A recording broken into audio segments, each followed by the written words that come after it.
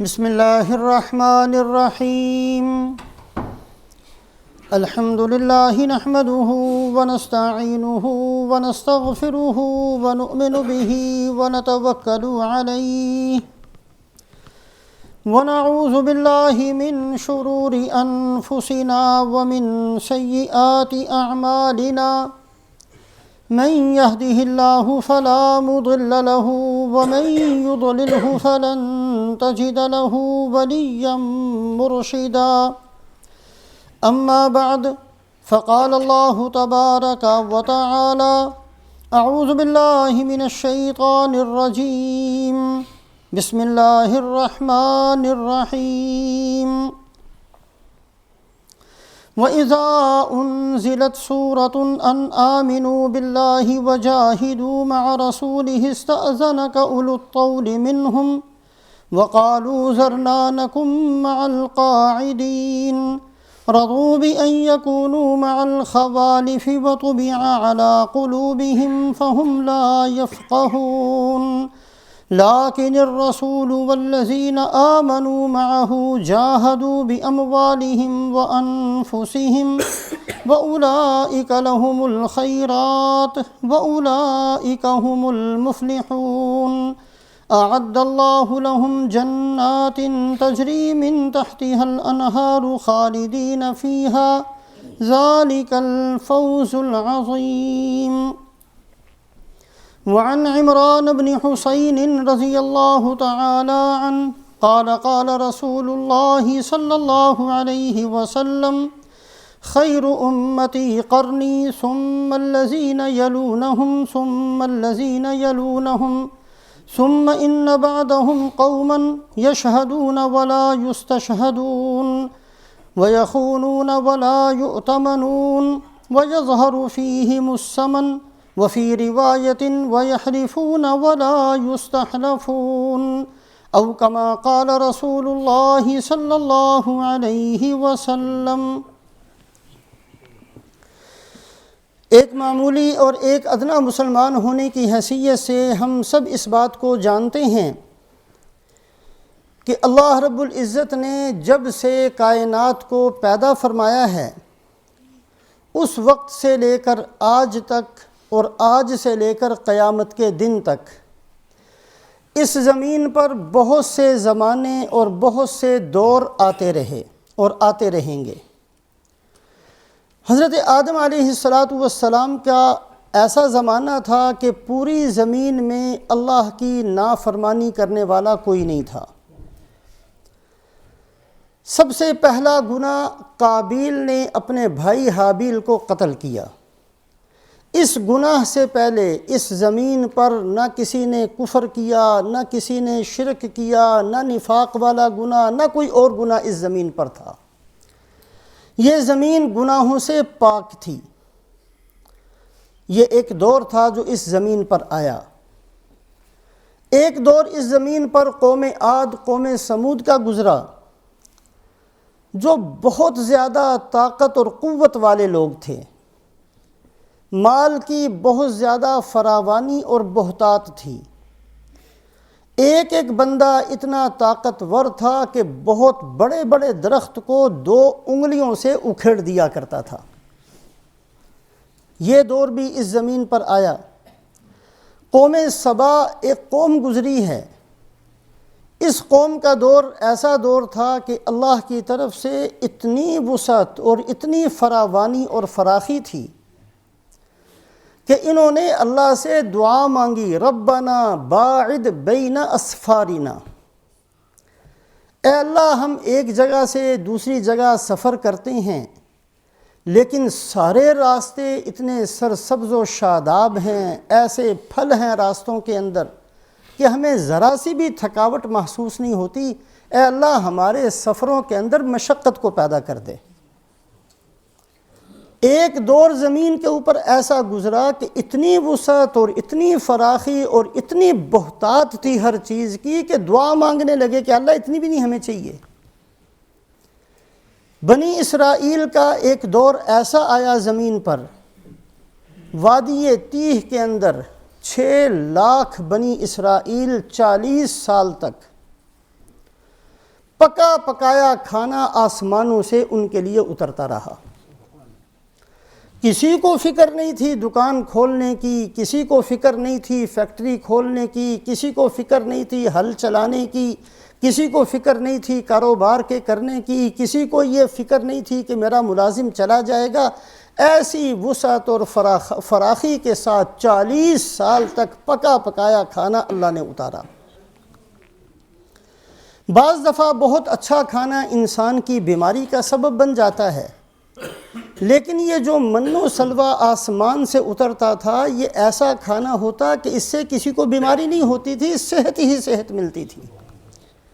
40 سال میں کوئی بندہ بیمار نہیں ہوا۔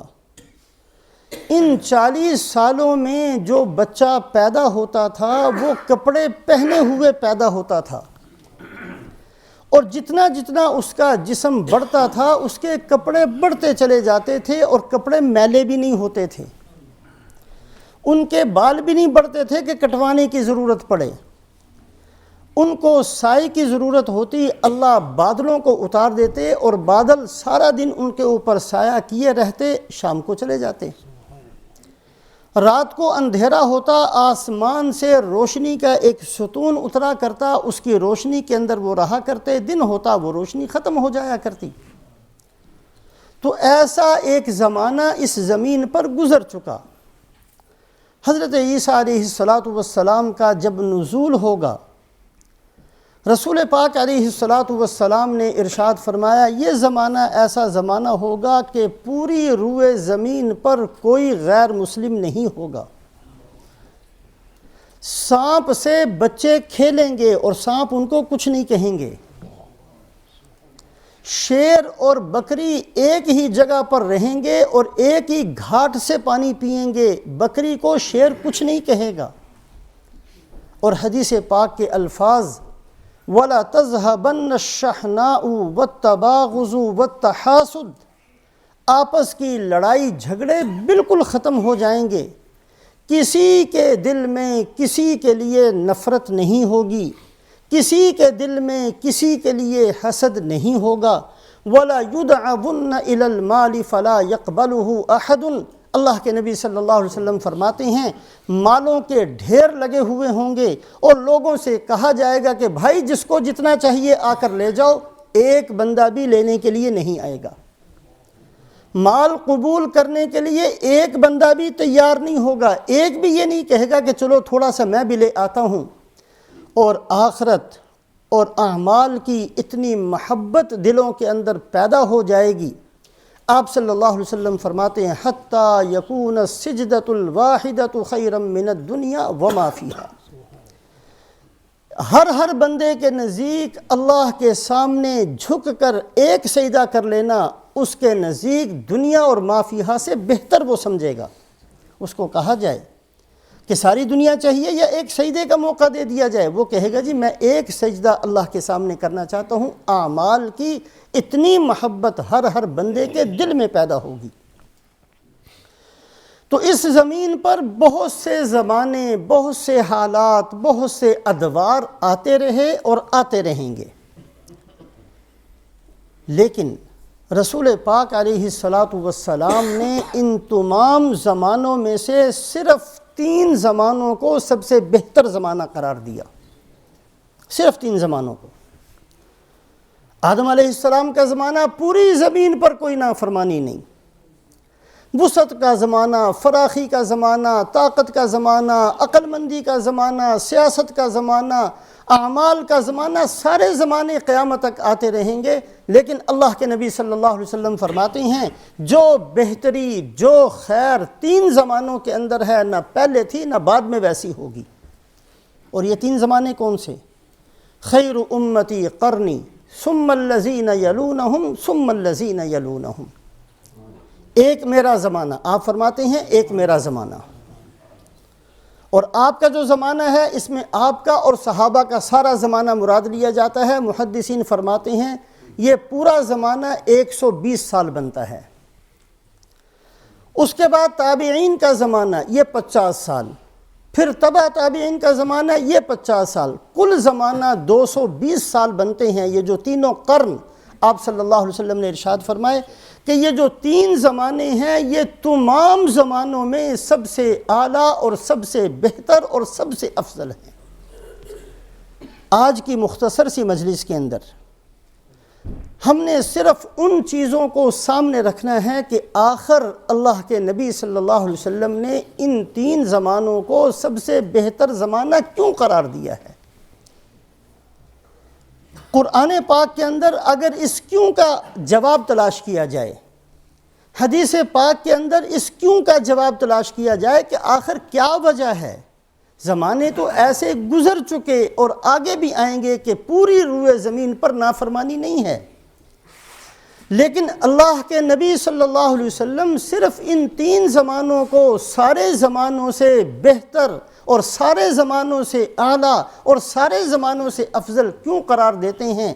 اگر قرآن اور حدیث کے اندر غور کیا جائے تو یہ بات واضح طور پر سامنے آتی ہے کہ ان 3 زمانوں کو سب سے بہتر زمانہ اس لیے قرار دیا گیا کہ نبیوں کی امتیں تو بہت ساری آئی ہیں، لیکن جو حق ادا صحابہ نے کیا ہے نہ پہلوں سے ہوا نہ بعد والوں سے ہوا۔ جو بہترین شاگرد بن کر صحابہ نے دکھایا ہے، جو کامل مکمل اتباع کر کے صحابہ نے دکھایا ہے، جو اللہ کے نبی صلی اللہ علیہ وسلم کی منشا کو پہچان کر، ایک ہوتا ہے حکم کی فرما برداری کرنا، صحابہ کی جماعت اور تابعین اور تبع تابعین کی جماعت یہ ایسے افراد تھے، صرف حکم کی فرما برداری نہیں بلکہ یہ سوچ کر کہ اللہ کے نبی کیا چاہتے ہیں اس پر عمل کرنا۔ صدیق اکبر کو حکم نہیں تھا کہ سارے کا سارا مال لے کر آ جاؤ، حکم نہیں تھا، اللہ کے نبی نے نہیں کہا تھا کہ جاؤ صدیق سارا اٹھا کر لے آؤ۔ یہ وہ زمانہ تھا، یہ بہترین زمانہ اس لیے قرار دیا گیا کہ ایسے شاگرد، ایسے امتی، ایسی فرما برداری کرنے والے، ایسی منشا کو پہچاننے والے، ایسے اپنے آپ کو لگا دینے والے، لٹا دینے والے، سب کچھ خرچ کر دینے والے نہ پہلے تھے نہ بعد میں ہوں گے۔ قرآن پاک کے اندر کبھی اللہ توفیق دے تو اس بات پر غور فرمائیے، عظمت صحابہ اور شان صحابہ قرآن کے اندر بیان کی گئی ہے۔ 4 طرح کے مختلف باب ہیں جس میں صحابہ کی عظمت کو اللہ خود بیان فرماتے ہیں۔ بہت سی آیات شریفہ تو ایسی ہیں کہ اللہ پاک نے جماعت صحابہ، مجموعی طور پر صحابہ کی شان کو ان آیات شریفہ میں بیان کیا۔ مثال کے طور پر فَإِنْ آمَنُوا بِمِثْلِ مَا آمَنْتُمْ بِهِ فَقَدِ اهْتَدَوْا، قیامت تک کے لیے اعلان کہ ہمارے نزدیک ایمان کا نمونہ، معیار، آئیڈیل صحابہ ہیں، جن کا ایمان ان جیسا ہوگا اس کو تو ہم قبول کریں گے اور جن کا ان جیسا نہیں ہوگا اس کو رد کر دیں گے۔ یہ خوبی، یہ شان مجموعہ صحابہ کے لیے ہے، جماعت صحابہ کے لیے یہ آیت شریفہ ہے۔ وَلَكِنَّ اللَّهَ حَبَّبَ إِلَيْكُمُ الْإِيمَانَ وَزَيَّنَهُ فِي قُلُوبِكُمْ وَكَرَّهَ إِلَيْكُمُ الْكُفْرَ وَالْفُسُوقَ وَالْعِصْيَانَ، یہ آیت شریفہ تمام صحابہ کی جماعت کے لیے ہے۔ اللہ فرماتے ہیں میں نے تمہارے دلوں کے اندر ایمان کو پسندیدہ بنا دیا، میں نے تمہارے دلوں کے اندر کفر کی نفرت کو پیدا کر دیا، میں نے تمہارے دلوں کے اندر نافرمانی کی نفرت کو پیدا کر دیا، یہ کام میں نے کیا ہے۔ اللہ فرماتے ہیں میں نے یہ کام کیا۔ یہ فضیلت ساری جماعت صحابہ کے لیے۔ وَأَلْزَمَهُمْ كَلِمَةَ التَّقْوَى وَكَانُوا أَحَقَّ بِهَا وَأَهْلَهَا، اللہ فرماتے ہیں کہ ہم نے کلمہ تقوی کو تمہارے لیے لازم کر دیا۔ اللہ خود اپنی طرف نسبت فرماتے ہیں۔ تو قرآن پاک کا ایک باب ایسا ہے جس میں اللہ پاک نے ان آیات شریفہ کو بیان کیا ہے جس میں صحابہ کی جماعت کی فضیلت کو بیان کیا گیا۔ دوسرا باب جو صحابہ کی عظمت کو بیان کرتا ہے وہ ہے کہ صحابہ میں سے کچھ افراد ایسے ہیں ان کی عظمت کو بیان کرنے کے لیے قرآن اترا ہے۔ وَسَيُجَنَّبُهَا الْأَتْقَى الَّذِي يُؤْتِي مَالَهُ يَتَزَكَّى، یہ آیت شریفہ صدیق اکبر رضی اللہ تعالیٰ عنہ کی شان کے بارے میں اتری۔ کہ قیامت تک جتنے بھی لوگ آئیں گے نبیوں کے علاوہ سب سے بڑے متقی صدیق اکبر ہیں۔ یہ شان اللہ پاک صدیق اکبر کی بیان فرماتے ہیں۔ وَيُؤْثِرُونَ عَلَىٰ أَنفُسِهِمْ وَلَوْ كَانَ بِهِمْ خَصَاصَةٌ، ایسے لوگ ہیں دوسروں پر خرچ کرتے ہیں حالانکہ خود بھوکے ہوتے ہیں۔ یہ آیت شریفہ ابو طلحہ انصاری کی شان میں اتری ہے۔ وَيُطْعِمُونَ الطَّعَامَ عَلَىٰ حُبِّهِ مِسْكِينًا وَيَتِيمًا وَأَسِيرًا، یہ لوگ اللہ کو راضی کرنے کے لیے یتیموں کو، قیدیوں کو، مسکینوں کو کھانا کھلاتے ہیں، خود بھوکے ہوتے ہیں۔ یہ آیت شریفہ حضرت علی رضی اللہ تعالیٰ عنہ، حضرت فاطمہ رضی اللہ تعالیٰ عنہ کے بارے میں نازل ہوئی۔ تو قرآن پاک کے اندر ایک باب وہ ہے جو جماعت صحابہ کی شان کو بیان کیا گیا، ایک باب وہ ہے جس میں افراد صحابہ کی عظمت کو بیان کیا گیا، اور تیسرا باب ہے جو موافقات صحابہ جس کو کہا جاتا ہے۔ موافقات صحابہ، بعض دفعہ کسی موقع پر کسی صحابی نے کوئی لفظ کہا، کوئی جملہ کہا، اللہ پاک کو اتنا پسند آیا کہ اللہ نے اس جملے کو قرآن کا حصہ بنا دیا۔ حضرت صدیقہ رضی اللہ تعالیٰ عنہ پر بہتان باندھا گیا، مختلف لوگ خاموش رہے، کسی نے کچھ کہا، کسی نے کچھ کہا۔ حضرت سعد بن معاذ رضی اللہ تعالیٰ عنہ کے پاس جب یہ خبر پہنچی تو فوراً کہا سبحانک ھذا بہتان عظیم، اللہ پاک ہیں، اللہ کے نبی پاک ہیں اور نبی کی ازواج پاک ہیں، یہ بہت بڑا بہتان ہے۔ یہ الفاظ سعد بن معاذ نے فوراً کہہ دیے، اللہ کو اتنے پسند آئے کہ قرآن کا حصہ اس کو بنا دیا گیا۔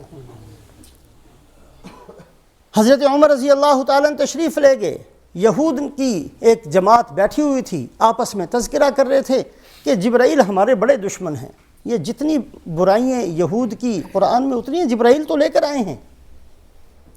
تو جبرائیل علیہ السلام کی دشمنی کا ذکر یہود کی جماعت نے کیا۔ حضرت عمر رضی اللہ تعالیٰ فرماتے ہوئے گزرے، من کان عدوا للہ وملائکتہ وجبریل ومیکال فإن اللہ عدو للکافرین، کہ جو جبرائیل اور میکائیل علیہ السلام کا دشمن ہوگا اللہ ان کا دشمن۔ اللہ پاک نے قرآن کا حصہ ان الفاظ کو بنا دیا۔ تو تیسرا باب ہے کہ صحابہ کی عظمت اور شان ایسی ہے کہ کوئی بات کسی صحابی نے کسی موقع پر کہی، اللہ پاک نے قرآن کا حصہ بنا کر اس کو نازل کر دیا۔ چوتھا باب یہ بہت ہی اہم قسم کا ہے، اور اسی کیوں کا جواب ان آیات شریفہ کے اندر موجود ہے کہ اس زمین پر بڑے زمانے آئے ہیں لیکن خیر القرون قرنی ثم الذین یلونہم ثم الذین یلونہم، تین زمانوں کو اللہ کے نبی نے سب سے بہتر زمانہ کیوں قرار دیا؟ صحابہ کی عظمت کا ایک باب یہ ہے کہ اللہ پاک صحابہ کی بہت ساری خوبیوں کو، بہت ساری عادتوں کو، بہت ساری فضیلتوں کو، بہت سارے وعدوں کو اللہ پاک اپنے نبی کے ساتھ کرتے ہیں اور صحابہ کو اس میں شریک کرتے ہیں۔ محمد الرسول اللہ والذین معہ اشداء علی الکفار رحماء بینہم تراہم رکعا سجدا یبتغون فضلا من اللہ ورضوانا۔ اللہ فرماتے ہیں کہ محمد الرسول اللہ کے اندر یہ خوبیاں ہیں اور آپ کے ساتھ جو لوگ ہیں ان کے اندر بھی یہ خوبیاں ہیں۔ یہ چھوٹی سی بات نہیں ہے۔ اللہ پاک صحابہ کی خوبی کو اللہ کے نبی کی خوبی کے ساتھ شریک کر کے ایک جگہ پر بیان فرماتے ہیں۔ یہ خوبی، یہ صفت اللہ کے نبی کے اندر بھی ہے، اور یہ صفت اور یہ خوبی اللہ کے نبی کے ساتھیوں کے اندر بھی ہے۔ بہت ساری آیات شریفہ ایسی ہیں جس میں اللہ پاک نے صحابہ کی خوبی کو اللہ کے نبی کی خوبی کے ساتھ مجتمع کر کے اس کو بیان کیا اور ذکر کیا۔ ان اول الناس بابراہیم للذین اتبعوہ وہذا النبی والذین آمنوا۔ مشرکین مکہ نے کہا ہمارا سب سے زیادہ تعلق ہے ابراہیم علیہ السلام کے ساتھ۔ یہود نے کہا نہیں، ابراہیم علیہ السلام ہمارے ہیں، سب سے زیادہ تعلق ہمارا ہے ابراہیم علیہ السلام کے ساتھ۔ عیسائیوں نے کہا نہیں، سب سے زیادہ تعلق ہمارا ہے ابراہیم علیہ السلام کے ساتھ۔ اللہ پاک نے فیصلہ فرمایا کہ سب سے زیادہ تعلق حضرت ابراہیم علیہ السلام کے ساتھ ہمارے نبی کو اور صحابہ کو۔ اللہ پاک نے صحابہ کو اپنے نبی کے ساتھ شریک کر کے اس خوبی کو ذکر کیا۔ لَقَدْ تَابَ اللَّهُ عَلَى النَّبِيِّ وَالْمُهَاجِرِينَ وَالْأَنصَارِ الَّذِينَ اتَّبَعُوهُ فِي سَاعَةِ الْعُسْرَةِ۔ اللہ پاک متوجہ ہوئے، توجہ فرمائی اللہ پاک نے اپنے نبی پر اور مہاجرین اور انصار پر، مہاجرین پر، انصار پر۔ اللہ پاک نے اپنی توجہ جو اپنے نبی پر فرمائی، اس خوبی کے اندر، اس فضیلت کے اندر صحابہ کو شریک کیا۔ یوم لا یخزی اللہ النبی والذین آمنوا معہ، قیامت والے دن اللہ پاک نہ اپنے نبی کی کسی بات کو نیچا ہونے دیں گے، نہ اپنے نبی کے صحابہ کی کسی بات کو نیچا ہونے دیں گے۔ یہ وعدہ اللہ پاک اپنے نبی کے ساتھ بھی کرتے ہیں، صحابہ کے ساتھ بھی کرتے ہیں۔ تو بہت سارے زمانے اس زمین پر آئے اور قیامت تک آتے رہیں گے، لیکن اللہ کے نبی صلی اللہ علیہ وسلم نے خیر القرون قرنی ثم الذین یلونہم ثم الذین یلونہم یہ فرما کر ساری انسانیت کو یہ بات بتلا دی ہے کہ بہترین زمانے صرف 3 ہی ہیں۔ زمانے بہت سارے آئیں گے، اچھے بھی آئیں گے، برے بھی آئیں گے، لیکن جو سب سے بہتر زمانے ہوں گے یہ صحابہ کا زمانہ ہوگا، یہ تابعین کا زمانہ، اور یہ تبع تابعین، یہ 3 زمانے سب سے بہتر ہیں۔ ایک تو اس وجہ سے کہ حضرات صحابہ اکرام رضوان اللہ علیہم اجمعین جیسے شاگرد نہ کبھی پہلے ہوئے نہ کبھی بعد میں ہوں گے، کہ اپنے نبی کی بات ماننے والے جو صحابہ تھے یہ کسی امت کے اندر نہیں ہوئے۔ اسی وجہ سے اللہ پاک نے بدر کے دن کا نام یوم الفرقان ذکر کیا ہے۔ یوم الفرقان کہتے ہیں آج فرق کر دینے کا دن، بدر کا دن فرق کر دینے کا دن۔ اس کا معنی مفسرین یہی بیان فرماتے ہیں کہ بدر کے دن جب اللہ کے نبی صحابہ کو لے کر گئے ہیں تو لڑائی کا ارادہ نہیں تھا، حالات پیدا ہو گئے، ہتھیار پاس نہیں ہیں، تعداد پاس نہیں ہے، کوئی بھی دنیا کی چیز ساتھ نہیں ہے، خالی ہاتھ ہیں، نہتے ہیں، اور مکے والے بڑی تیاریوں کے ساتھ آئے ہیں۔ اب اللہ کے نبی صلی اللہ علیہ وسلم صحابہ سے پوچھتے ہیں تو صحابہ فرماتے ہیں یا رسول اللہ ہم قوم موسیٰ کی طرح تھوڑی ہیں جنہوں نے یہ کہہ دیا تھا اذهب انت وربک فقاتلا انا ہاہنا قاعدون، اے موسیٰ آپ چلے جائیں، اپنے اللہ کو ساتھ لے جائیں، ہم تو یہیں بیٹھنا ہے، ہم ایسا نہیں ہیں۔ اے اللہ کے نبی صلی اللہ علیہ وسلم اگر آپ حکم دیں گے ہم سمندروں میں ڈوب جائیں گے، اگر حکم دیں گے ہم پہاڑوں سے چھلانگے لگا دیں گے، اگر آپ حکم دیں گے برق غماد تک ہم چلے جائیں گے۔ اے اللہ کے نبی صلی اللہ علیہ وسلم آپ کا ہر حکم ہمارے لیے اطاعت اور فرما برداری کر کے دکھائیں گے۔ اللہ پاک نے بدر کا نام یوم الفرقان اس لیے رکھا کہ آج فرق کر دیا ہے اس امت نے اپنی ساری امتوں کے ساتھ۔ امتوں کے بازار میں یہ امت ممتاز ہو گئی بدر والے دن۔ انہوں نے وہ جواب دیا جو آج تک کسی امت نے نہیں دیا تھا، انہوں نے فرما برداری کا وہ اظہار کیا جو آج تک کسی نے نہیں کیا تھا، انہوں نے شاگرد ہونے کا وہ حق ادا کیا جو آج تک کسی نے نہیں کیا تھا۔ اس لیے اللہ کے نبی صلی اللہ علیہ وسلم ان 3 زمانوں کو سب سے بہتر زمانہ قرار دیتے ہیں۔ تو اس کا جواب کیوں بہتر دیا؟ اگر قرآن پاک کے اندر غور کیا جائے تو وہ آیات شریفہ ہیں جس میں اللہ پاک نے صحابہ کی صفات کو آپ صلی اللہ علیہ وسلم کے ساتھ اکٹھا کر کے اللہ نے ذکر کیا ہے۔ اور اگر اس کیوں کا جواب حدیث پاک کے اندر تلاش کیا جائے، آخر کیا وجہ ہے کہ ان 3 زمانوں کو اللہ کے نبی سب سے بہتر زمانہ قرار دیتے ہیں؟ آخر کیا وجہ ہے؟ تو حدیث پاک کے اندر اس کا جواب یہ ملتا ہے کہ صحابہ اکرام رضوان اللہ علیہم اجمعین کے اندر جو اخلاص تھا، اللہ کو راضی کرنے کا جو جذبہ تھا، وہ اتنا اونچا تھا کہ اللہ کے نبی صلی اللہ علیہ وسلم نے یہاں تک فرما دیا لو ان احدکم انفق مثل احد ذهبا ما بلغ مد احدهم ولا نصیفہ۔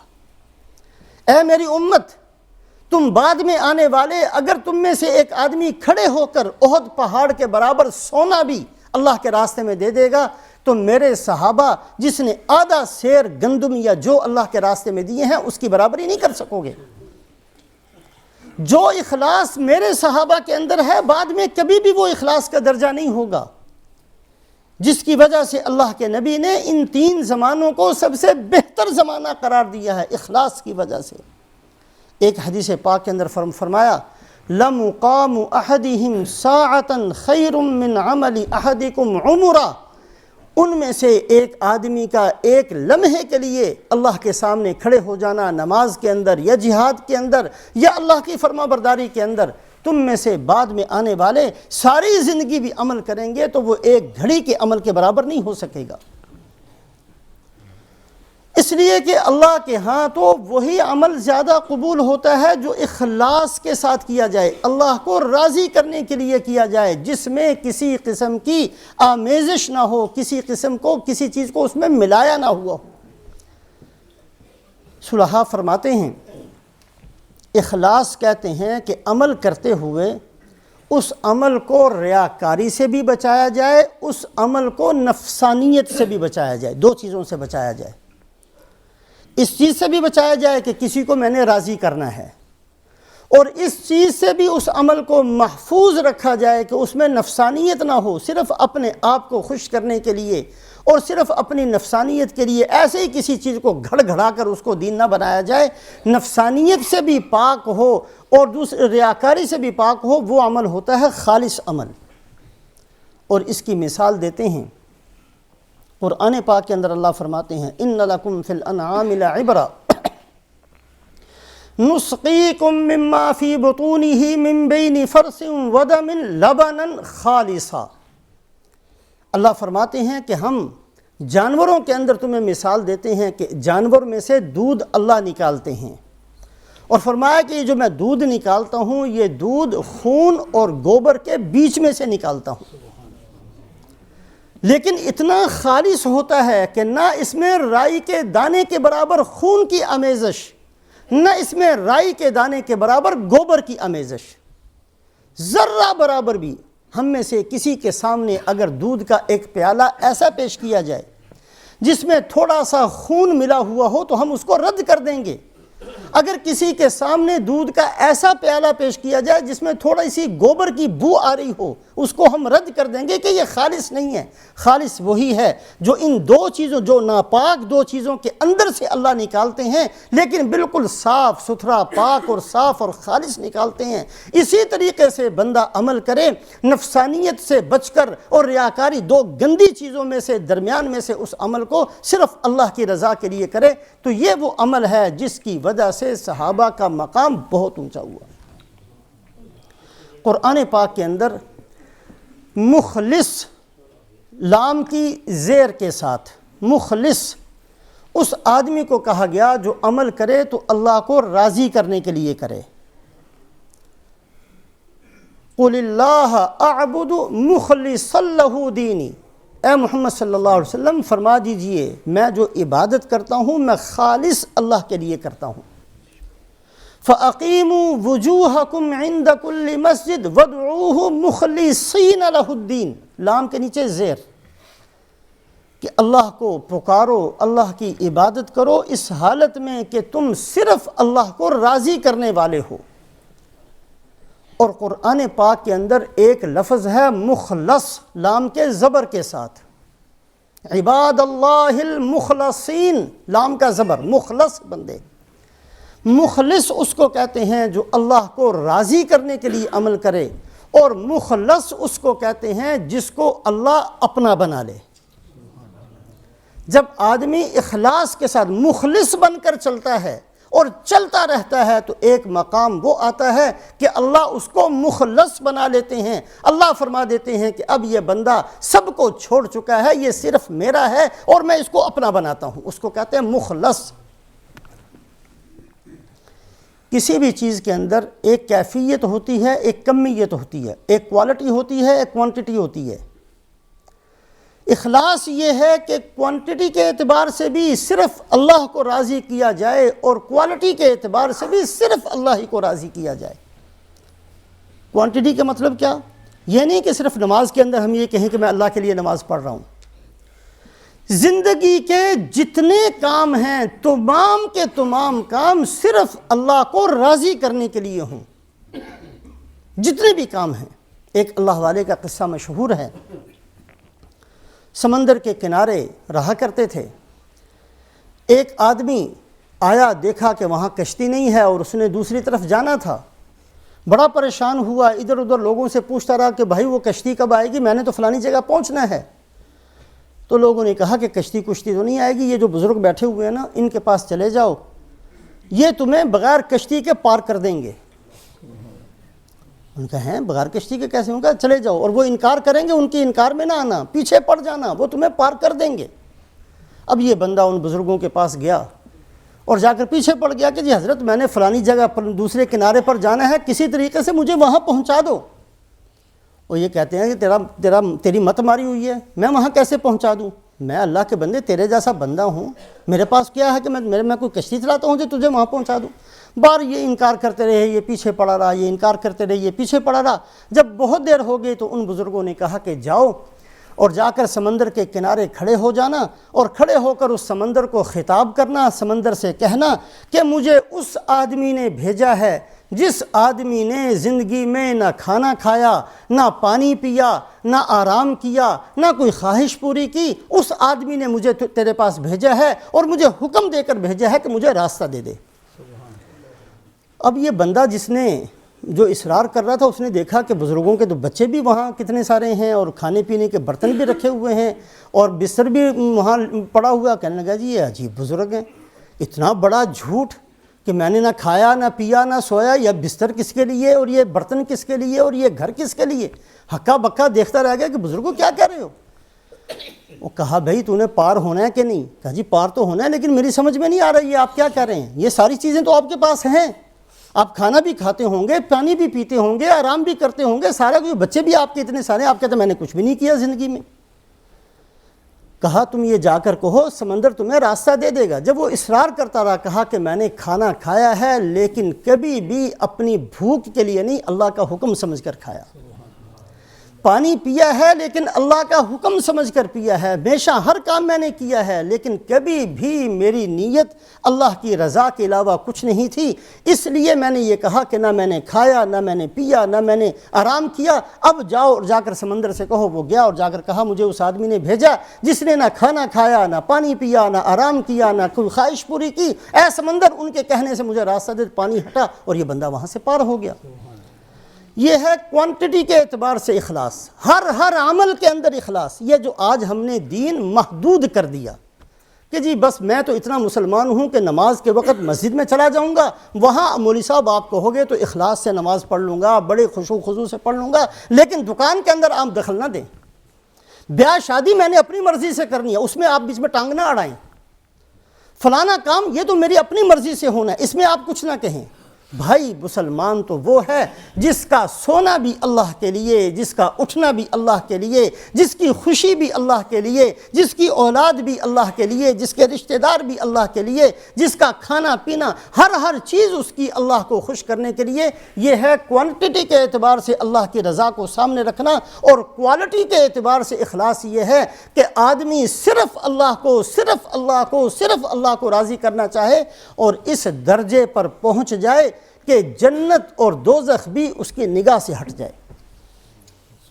یہ بھی نہیں کہ میں نے جنت میں جانا ہے اس لیے عمل کر رہا ہوں، یہ بھی نیت نہ رہے، جنت بھی اس کی نگاہوں سے اوجھل ہو جائے اور جہنم بھی اس کی نگاہوں سے اوجھل ہو جائے، اور صرف اے اللہ میں تو آپ ہی کو حاصل کرنا چاہتا ہوں، میں صرف آپ کو لینا چاہتا ہوں، اس کے علاوہ میرا کوئی مقصد نہیں ہے، میں صرف آپ کا طلبگار ہوں۔ یہ درجہ ہے کوالٹی کے اعتبار سے، کیفیت کے اعتبار سے اخلاص کا۔ ایک اللہ والے انتقال کا وقت قریب آیا تو جنت اپنی تمام نعمتوں کے ساتھ، جنت کی کتنی نعمتیں ہیں ہم نہیں نہ سوچ سکتے ہیں نہ ہم دیکھ سکتے ہیں۔ ما لا عین رأت ولا اذن سمعت ولا خطر علی قلب بشر، کسی انسان کے کان نے سنی نہیں، کسی انسان کے دل اور دماغ نے سوچا تک نہیں، اتنی نعمتیں۔ جنت اپنی ساری نعمتوں کے ساتھ، انتقال کا وقت قریب ہے، ساری نعمتوں کے ساتھ آشکارا ہوگی، سامنے آ گئی، آنکھوں کے سامنے آ گئی۔ ان بزرگوں نے کیا کہا؟ ان بزرگوں نے کہا ان کان منزلتی فی الحب عندکم ما قد رأیت فضیعت ایامی، اے اللہ اگر میری زندگی کی ساری محنت کا بدلہ یہ ہے جو میں دیکھ رہا ہوں تو اے اللہ اس کا مطلب تو یہ ہوا کہ میری تو ساری زندگی برباد ہو گئی. میں نے اس لیے تو نہیں کیا تھا، میں نے اس لیے نہیں کیا تھا. وَحَقِّكَ لَا نَظَرْتُ إِلَىٰ سِوَاكَ بِعَيْنِ مَوَدَّةٍ حَتَّىٰ أَرَاكَ وَلَاسْتَحْسَنْتُ فِي الدُّنْيَا لَذِيذًا وَلَا أَحْبَبْتُ حُبًّا غَيْرَ ذَاكَ فَمُنَّ بِنَظْرَةٍ فَضْلًا وَمَنَّا وَبَلِّغْ عَمَلِي حَتَّىٰ أَرَاكَ. اے اللہ میں تو جب تک دنیا میں زندہ رہا تیری عزت کی قسم کھا کر کہتا ہوں کہ میں نے تیرے علاوہ کسی کو مقصود نہیں بنایا.